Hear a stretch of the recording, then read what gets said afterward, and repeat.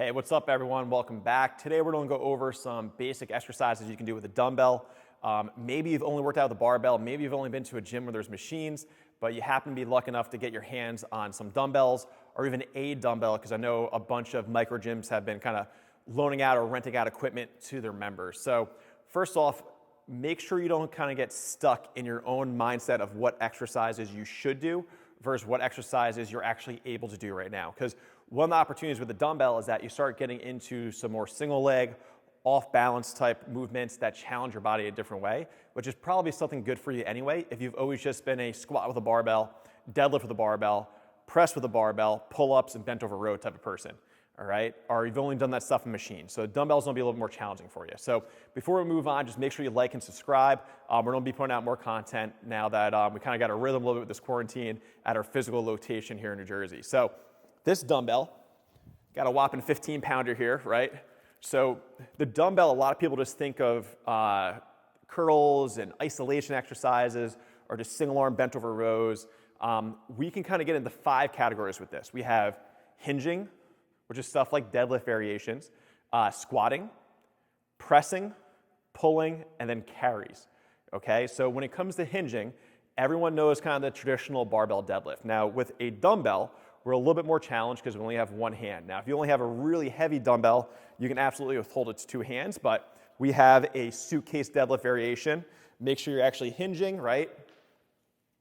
We can also go stagger stance with our feet, so I can put one foot in front.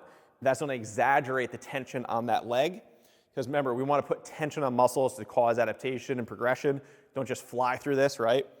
We can also go cross body with it, where I come across to that other foot. Adds a little bit of that getting out of the normal planes of motion that we all get stuck in. We can play around with our feet, our stance with it. We can go single leg. Now with the single leg, I'm gonna mess up ipsilateral, contralateral, but if I'm holding it with one hand and I hold it with the hand that's over the foot, that feels totally different than if I hold it on the opposite side or if I hold it with both hands, all right? So, almost went down on that one. So nice and controlled, single leg work, at tempo, all different hinge activities you can do. Hit that posterior chain, hamstrings, glutes, low back. Make sure you're keeping your upper back tight. Excuse me, I promise I don't have COVID, all right? So those are some hinging exercises we can do. Now when it comes to squats, with the dumbbell, you can do a lot of offset variations. So we just have the basic front squat with the dumbbell on my shoulder, right? We can hold it with both hands in front. We can hold it where it's not actually touching our body, which is way different. We can try overhead squats, which I'm gonna try it, haven't warmed up yet. Oh, don't quite have the range of motion right now for that one. You can do all sorts of different squats, single leg work, Bulgarian split squats, split lunges, lots of options, holding the dumbbell in different places. Something I forgot about with the hinge is we can also do good mornings with that dumbbell in front. We can also put it on our back if we wanted to. All right, so tons of variations. If I were you, I'd literally write down every variation you know of for hinge, squat, press, pull, carry. Pressing and pulling, obviously for pressing, we can press overhead. We can also do some fun strongman stuff where we go into this bent press, come back up, kind of windmill style. Pulls, obviously we have those rows. We can do high pulls if the weight is light enough. I highly suggest you use a box, a chair, something at home to support yourself. So some of those basic rows you can do.